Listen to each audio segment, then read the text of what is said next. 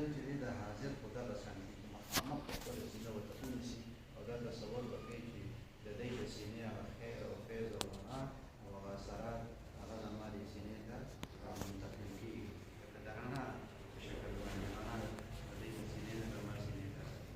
او چې کله غایب وي نو په تصور کې بیا کوي چې د هغې هغه تصور به راوځي چې تصور شیخ بیا په تصور شیخ به دا مقصود نه دی کوم کس ته چې وسوسې ډېرې راځي او خیالات یې برابرېږي نه نو په طور علاج ورته د صوفیه او دا طریقه بیا ښودلې ده چې تاسو دغه شیخ